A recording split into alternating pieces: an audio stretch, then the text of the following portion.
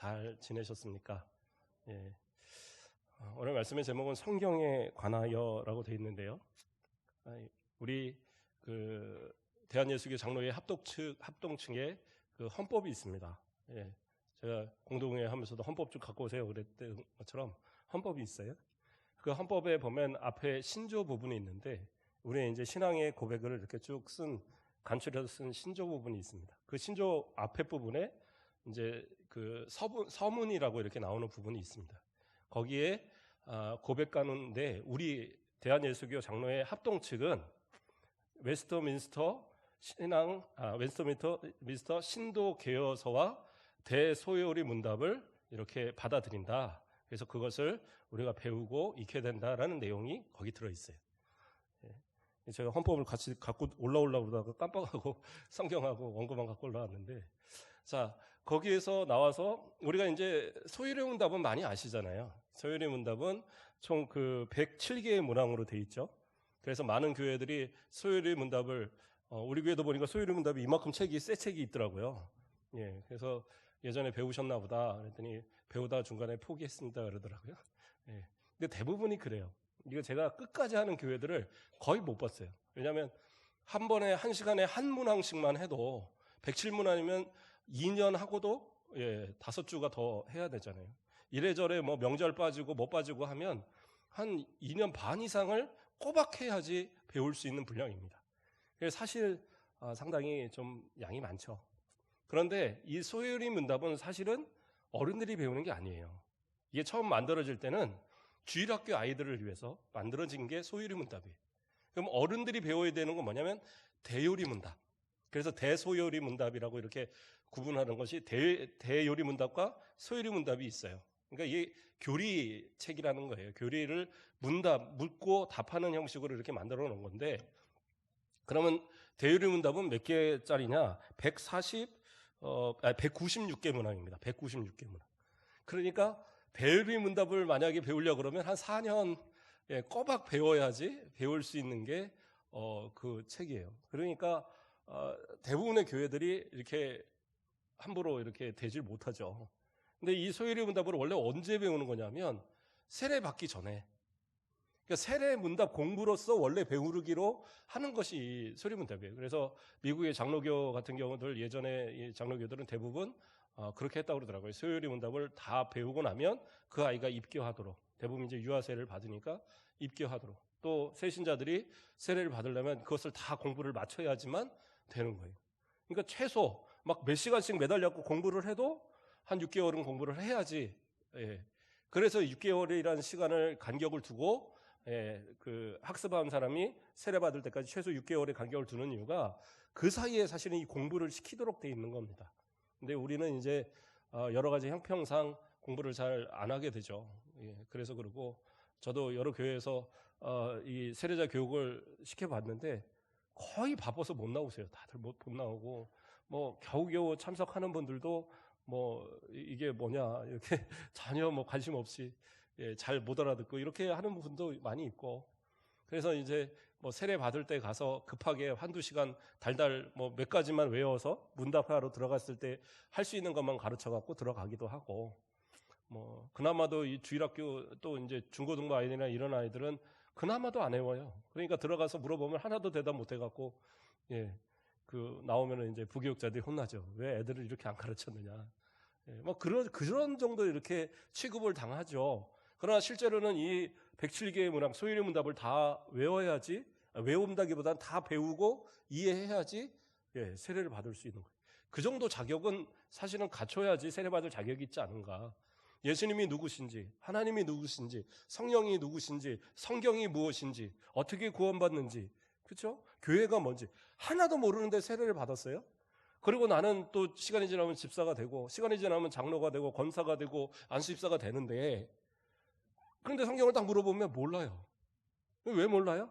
안 배웠으니까. 그러니까 목사님 설교만 갖고는 사실, 그렇죠? 그나마도 주일날 오전 예배만 오시는 분들은 1년에 52주 그 설교 듣는 것 갖고는 성경을 사실은 다 이해하기가 어려워요.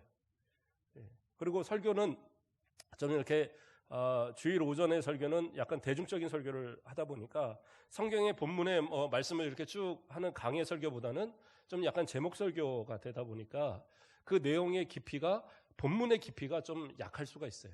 그래서 내가 익히는데 좀 한계가 있는 겁니다. 그래서 원래는 교회에서 이런 소요리 문답이나 또는 대요리 문답을 상당히 잘 가르쳐야 돼요. 저도 원래 소요리 문답을 우리가 공부를 좀 해보려고 생각을 했었는데 이전에 어쨌든 배우다가 포기한 분들이 있다 그래서 그러면 또 배우면 또 처음부터 배워야 되는데 이게 재미없을 거 아니에요. 그래서 제가 좀 고민을 하고 있습니다. 책은 뭐 이만큼이 옛날에 사둔 것이 쌓여 있길래 그거 그냥 뜯어서 공짜로 나눠주고 공부하면 되는데 한번 그건 다음 기회를 좀 생각해 보고요. 그래서 제가 수요일 날을 그렇다고 대요리 문답이나 소요리 문답을 할 거는 좀 그렇고 우리가 웨스트민스터 신도 개요서를 이렇게 다른 말로는 신앙 고백서거든요. 이게 우리 사도신경이나 뭐 그런 신앙 고백하듯이 우리가 어떤 것을 믿느냐 성경에 대해서 또 우리 예수 그리스도에 대해서 하나님에 대해서 뭐 어떤 것을 믿느냐에 대한 것을 이렇게 기록한 거거든요. 그래서 그것을 신앙 고백서라고 얘기를 합니다. 근데 우리말로 이제 번역하면서 신도 개요서라고 번역을 해서 그렇게 이제 기록이 되어지는데 자, 그런 것이 좀 우리가 말은 웨스트민스터 신앙 고백서를 항상 얘기를 하는데 실제는 그게 뭔지 모르잖아요. 근데 그 내용도 사실은 이 대요리 문답, 소요리 문답에 있는 내용을 어떻게 보면 간추려진 내용입니다. 간추렸다고 해서 이게 작은 거냐? 아니요. 33개의 문항입니다. 33개의 문항으로 되어 있어요. 그래서 상당히 양은 많아요.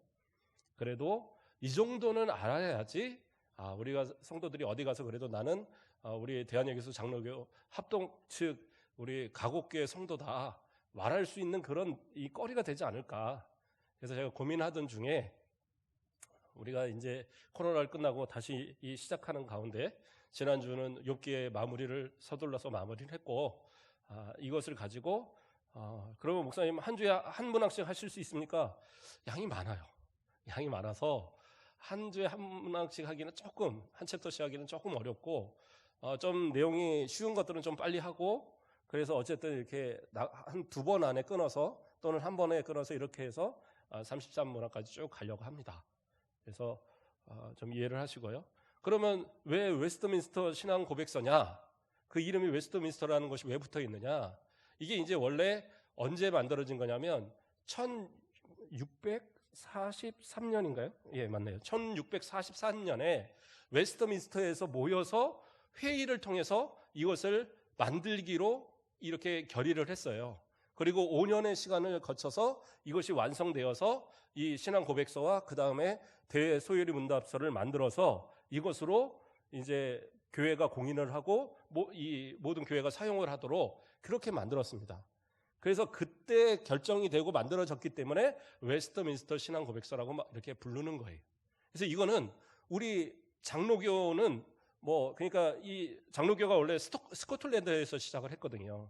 원래 이제 칼빈은 스위스에서 활동을 했죠. 제네바에서 활동을 그랬는데 존 낙스가 그 스코틀랜드 사람 존 낙스가 칼빈에게 가서 신앙 교육을 받았어요.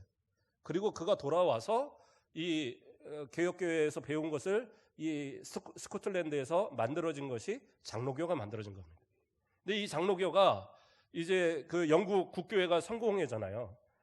마찬가지로 성공회나 그 장로교나 다 그 천주교에 반대해서 만들어진 거지만 이 둘 사이에도 싸움이 있었어요.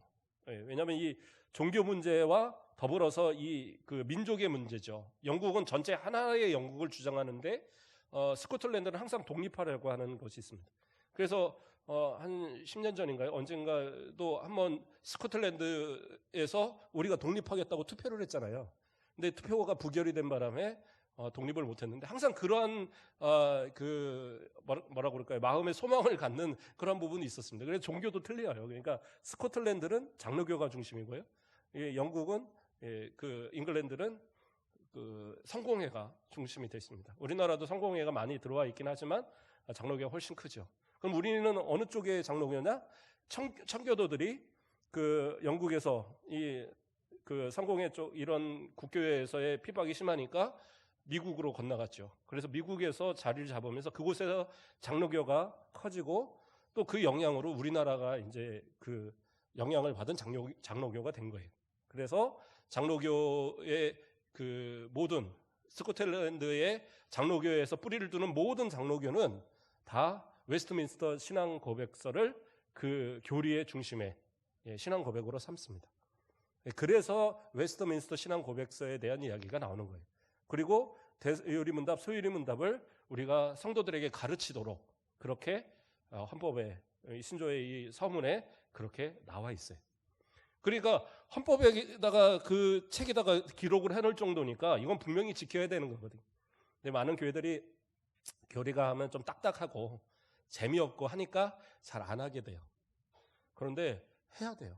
하지 않으면 안 되고, 그래서 고민을 하면서 이것을 또 어렵게 하려고 그러면 막 세밀하게 막 하면 한도 끝도 없는데 상당히 잘 만들어졌어요. 왜냐하면 이것을 5년에 걸쳐서 만들어진 이유 중에 하나가 뭐냐면 그냥 글로만 쓴 게 아니에요. 거기다가 지금 종이 다 나눠드렸죠. 거기 보면 성경 구절이 이렇게 하나씩 다 여러 이게 번호로 해서 붙어 있을 거예요. 그러면 제가 만든 거 아니고 누가 만든 거 아니고 처음 이거에 만들어질 때부터 성경 구절들을 만들어낸 걸 다 찾은 거예요. 그 학자들이. 그래서 성경에서 기반해서 이 내용들을 다 정리한 겁니다. 그러니까 뭐 제가 설명 안 해도 집에 가서 다 찾아보면 되는데, 그런데 말이 좀 어렵고 또 같이 해야지 공부하지 집에 가서는 공부 잘 안 하시잖아요. 그러니까 중요한 성경 구절만 같이 보면서 이 내용들을 이렇게 좀 살펴보도록 하겠습니다. 그래서 오늘은 제 1장에 있는 성경에 관하여 이 부분을 우리가 좀 살펴보면서 할 수 있는 데까지만 하고 다음 주에 나머지는 그렇게 하도록 하겠습니다. 자, 제 1장에 보면 그 내용들이 나오죠. 그 일 해갖고 나오는 본성의 빛 이렇게 해서 시작하는 부분이 있습니다. 갖고 계신가요? 예. 좀 말이 어려워요. 그런데 제가 한번 쭉 읽어드릴 테니까 한번 읽고 그 다음에 중간중간 한번 좀 살펴보겠습니다. 다 읽는 것보다는 한번 중간 끊어서 설명하면서 가는 게 더 낫겠네요. 그렇게 설명해 보겠습니다.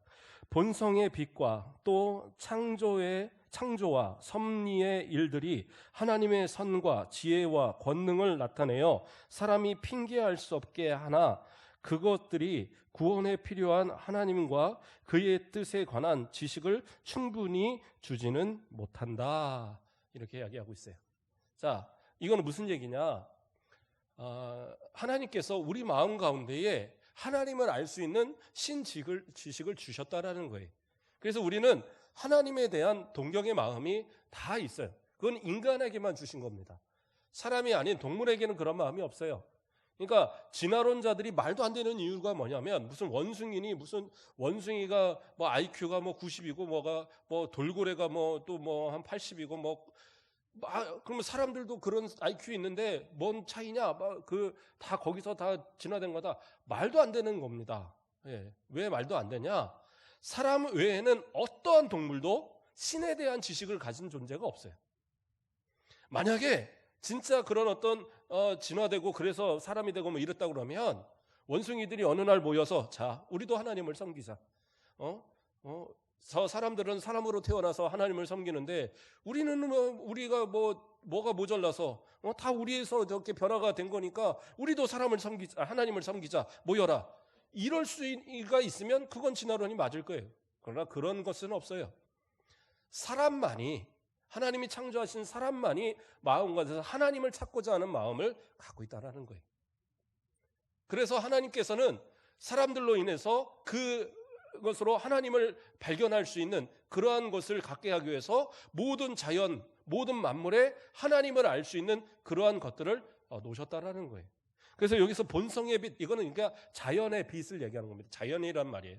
그것을 본성으로 이렇게 얘기했는데 자연에 있는 모든 그런 어떤 현상이라든가 또 어떤 그런 만물의 어떤 모습 속에서 하나님은 자신을 나타내는 계시의 모습을 보이셨다라는 거예요.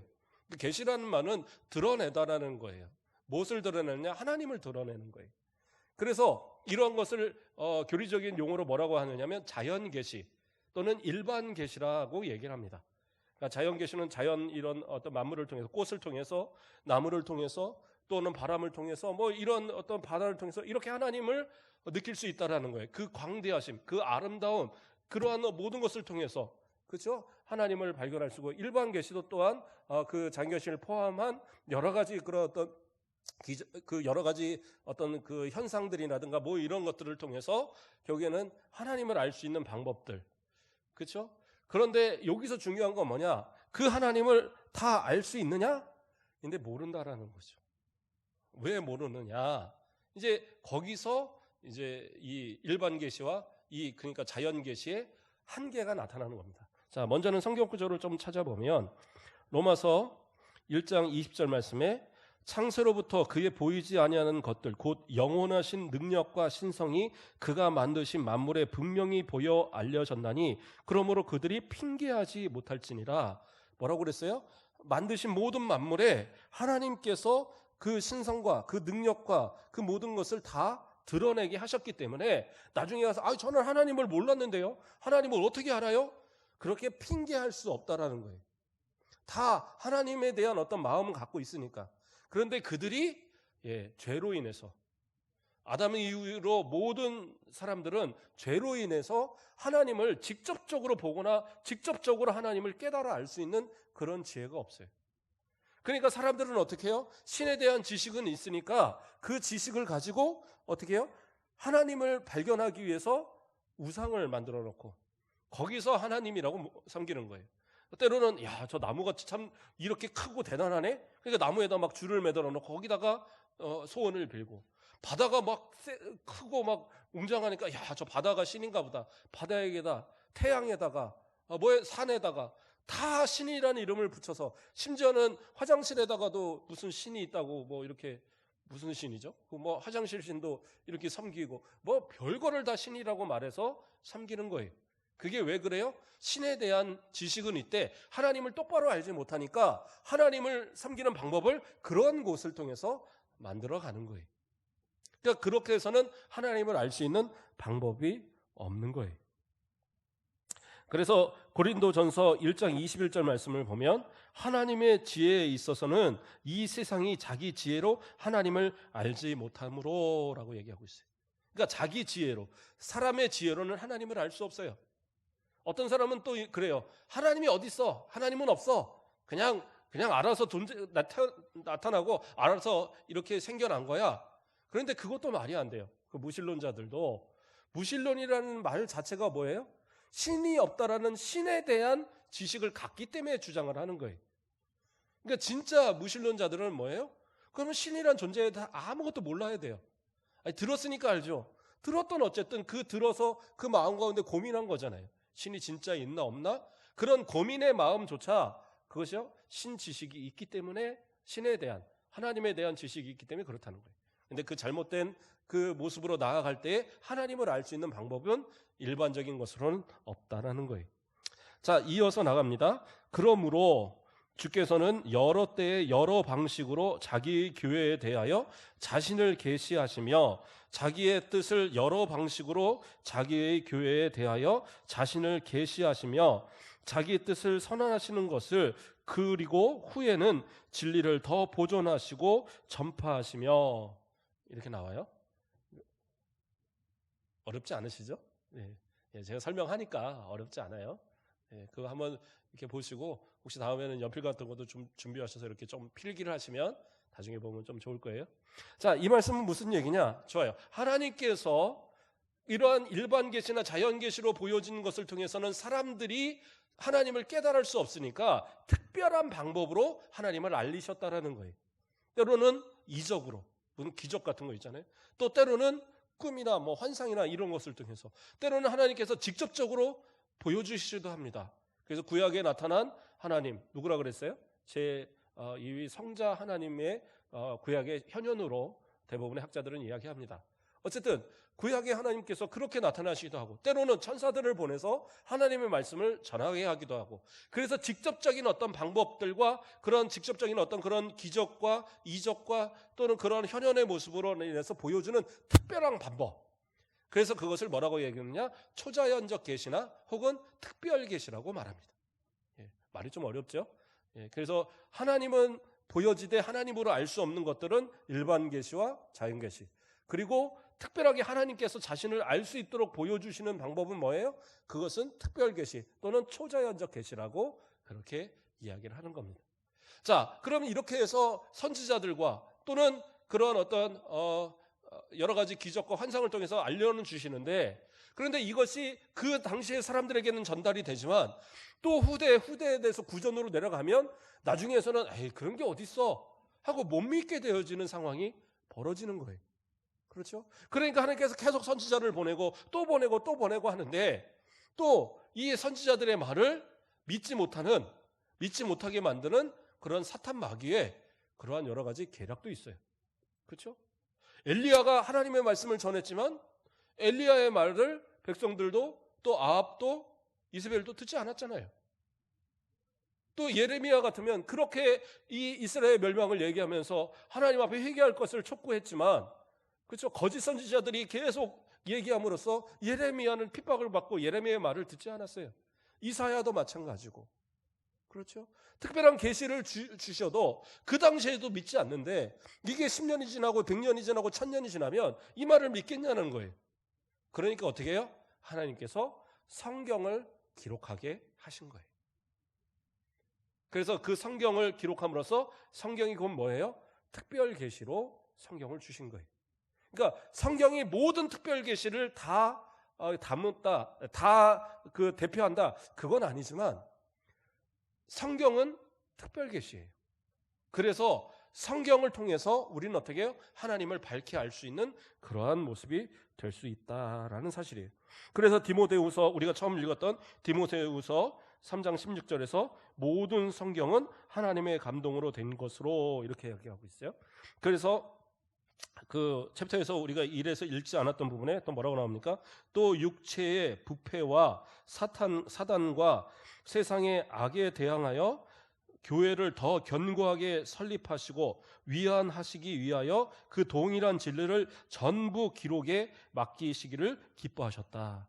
그러니까 뭐예요? 성경을 기록하게 하셨다라는 거예요. 그러니까 성경을 기록하게 하셔서 이 성경을 통해서 어떻게 해요? 이 모든 그런 사탄의 공격, 이런 어떤 그 계략을 이길 수 있도록, 그리고 하나님을 확고히 믿을 수 있도록 그렇게 하나님의 말씀을 기록하게 하셨다라는 사실이에요. 자, 그런데 또 우리가 그렇다면 이 말씀을 우리는 어떻게 해야 되느냐? 그냥 단순히 성경 말씀은 하나님의 말씀이라더라, 그게 아니라 이 말씀을 통해서 우리의 무기를 삼아야 되겠죠. 말씀을 열심히 연구하고 또 말씀을 읽고 배우고 그런 것에 힘써서 이 말씀을 통해서 사탄이 결코 우리를 공격하지 못하도록, 그렇게 이 하나님의 말씀을 통해서 우리가 그것을 믿어야 되고, 더 나아가서는 구원에 이르는 그 믿음을 무엇을 통해서 확인해야 돼요? 말씀을 통해서 확인되어져야 돼요. 그러니까 우리가 이단들이 대부분이 처음에는 성경을 가지고 덤빕니다. 그러니까 성경을 가지고 교묘하게 바꿔서 성경으로 이렇게 접근을 하니까 성경의 지식이 내가 잘 없으면 그것에 그런가 하다가 빠져들어가요. 근데 결국에 가서는 어떻게 되느냐? 성경으로 풀지 않아요. 어느 단계가 넘어가면 이단들은 대부분 그 교주들의 말로 그것을 풀어가요. 그래서 뭐 이만희도 마찬가지고 뭐 이재력도 마찬가지고 무슨 옛날에 문성명도 마찬가지고, 결국에는 자신들이 생각하는 어떤 내가 꿈을 꿨는데 뭐 환상을 봤는데 계시를 받았는데, 그러면서 그것을 이제 자기들의 말에 맞게 보완을 시켜가요. 그러니까 그런데 그곳에서 계속 배우다 보면 나중에 그거에 믿어져 버리는 거예요.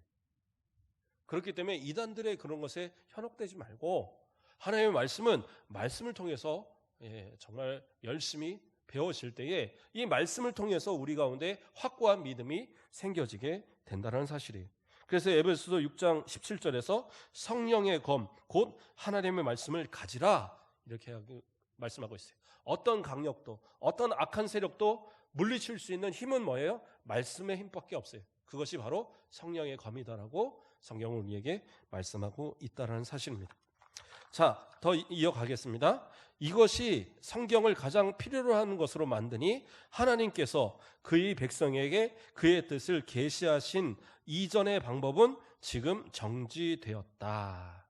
이게 무슨 얘기냐? 성경이 66권이 완성된 이후로는 더 이상 과거에 있던 그런 특별 계시는 우리 가운데 주어지지 않는다라는 거예요.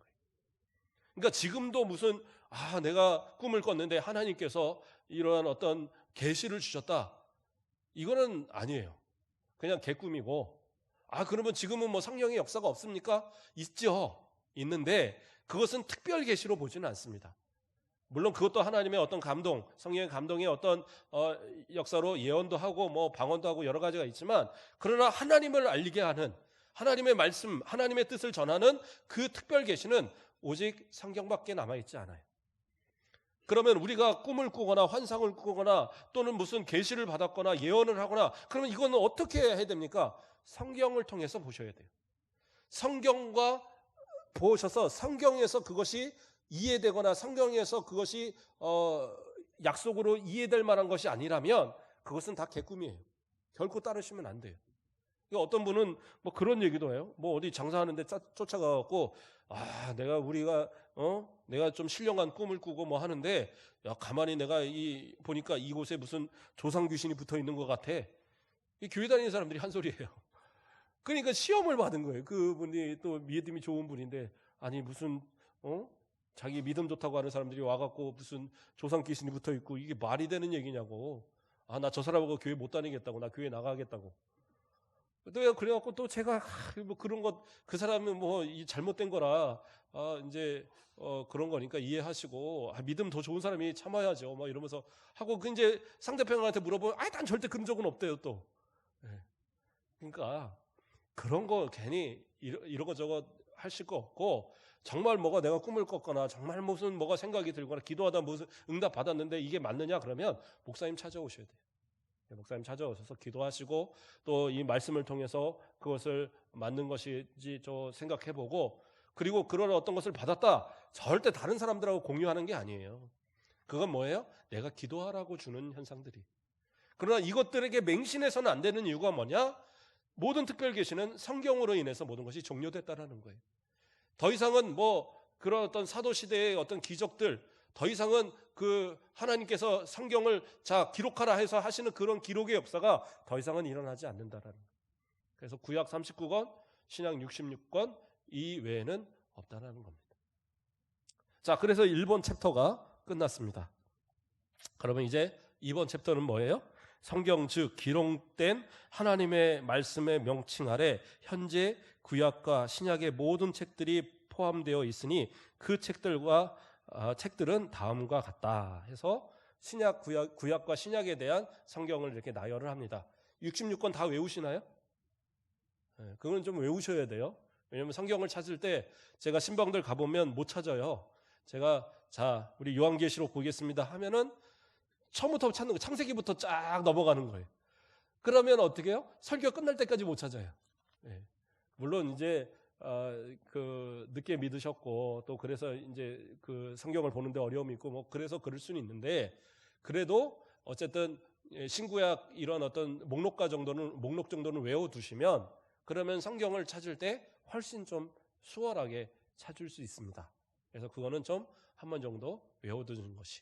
그래서 저는 이제 노래로 외워갖고 주일학교 때 배우고 뭐 그래서 노래로 외워갖고 뭐 이렇게 하는데, 다음 주에 봐서 한번 성경 목록과 한번 이렇게 나눠드려야 될 것 같아요.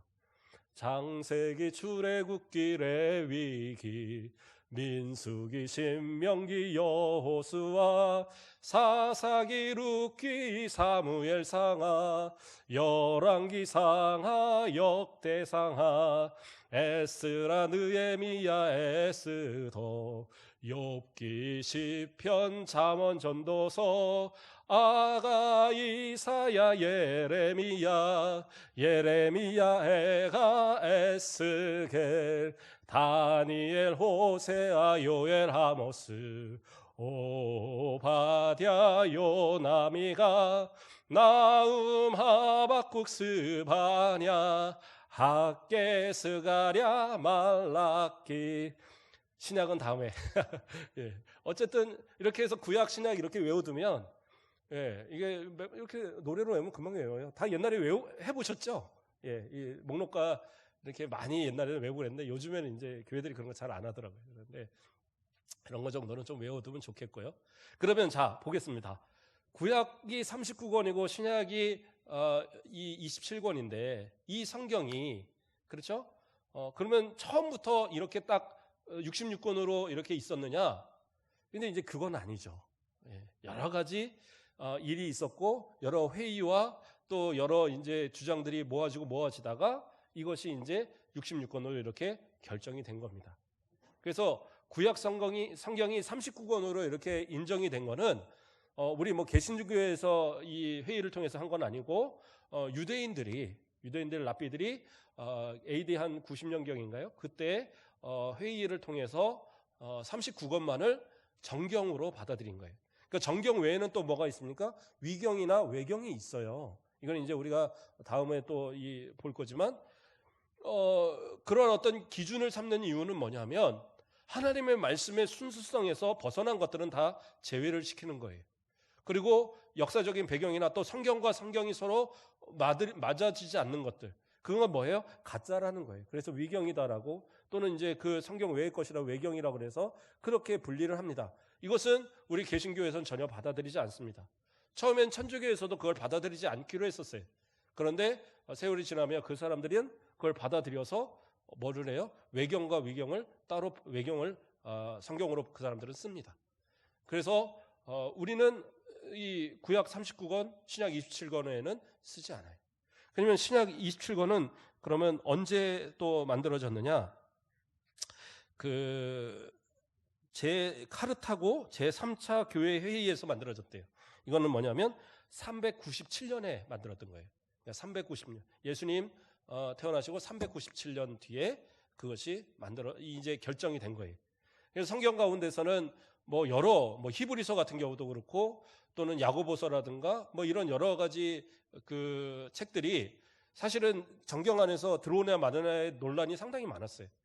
그러나 이때 이후로부터는 27권이 완전히 되어졌고, 그래서 이 39권과 27권 외에는 성경으로 예배 시간에 결코 또 사용할 수 없고 성도들에게 가르쳐서는 안 된다라고 딱 결정을 해버렸습니다.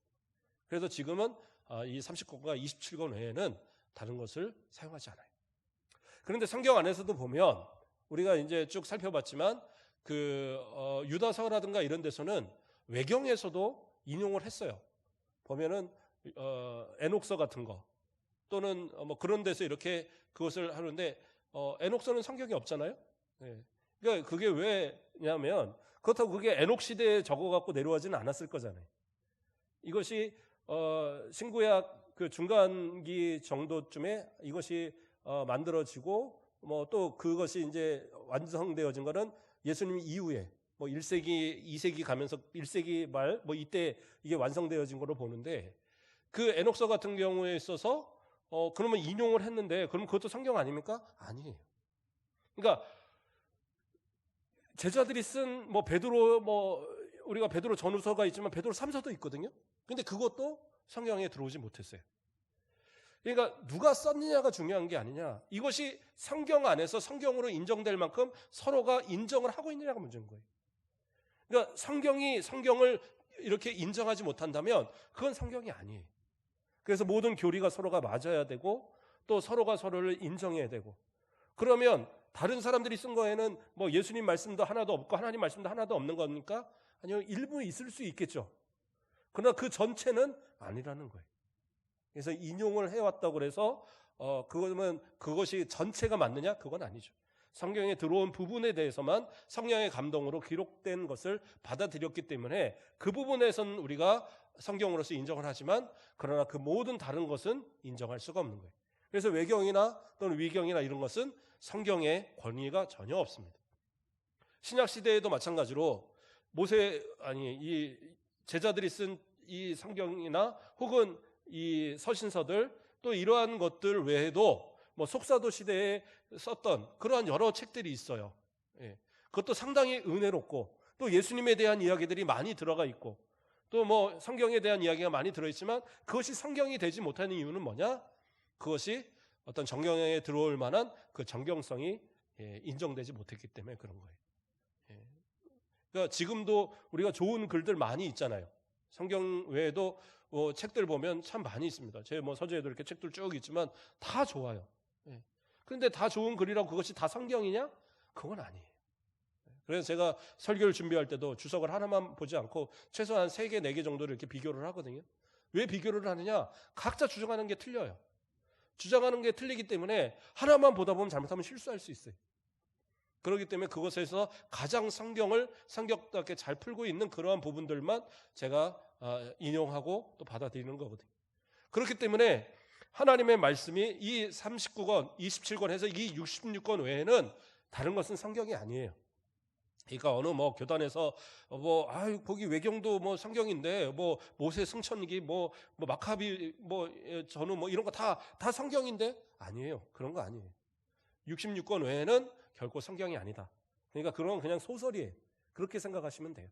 그리고 또 이 성경 외에 다른 것을 주장하는 통일교 같으면 원리강론 이런 거 가르치고, 그렇죠? 또 무슨 몰몬교 같으면 몰몬경 자기네 만든 거 이런 거 있죠. 이런 것들을 가지고 성경을 이렇게 보조로 이것을 도와서 이해해야 된다? 다 가짜들이에요. 그러니까 무조건 이단입니다. 그러니까 성경 66권 외에 다른 것을 주장하는 사람들은 결코 따라서는 안 돼요.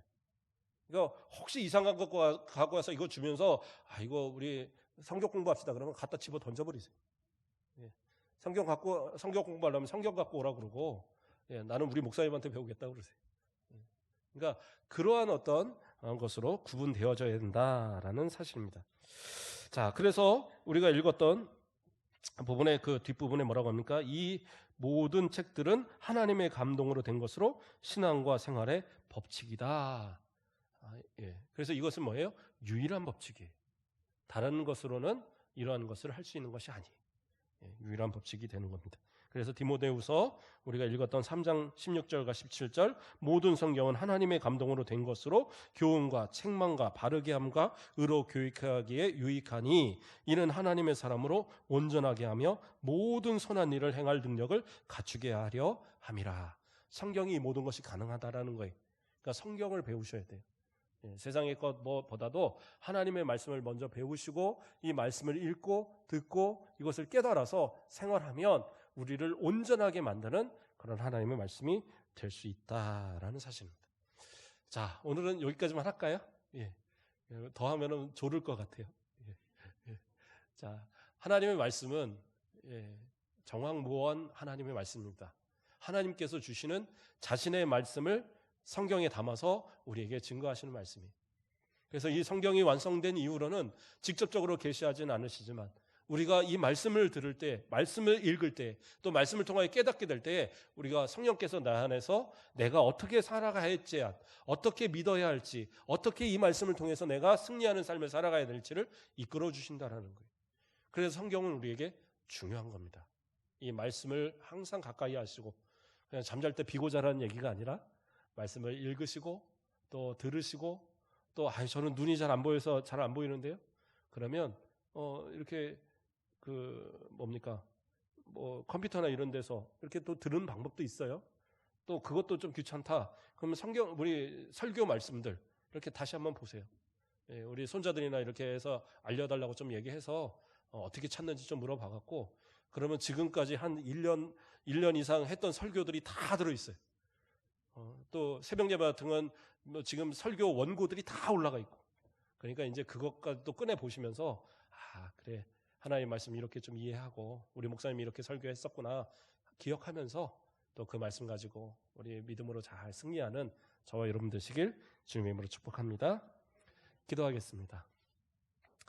사랑의 하나님 감사를 드립니다. 오늘도 우리를 사랑하여 주시고 하나님의 말씀으로 이끌어 주시고 또 성경을 하나님의 영감으로 된 유일한 하나님의 말씀으로 믿고 따를 수 있도록 인도하심을 감사를 드립니다.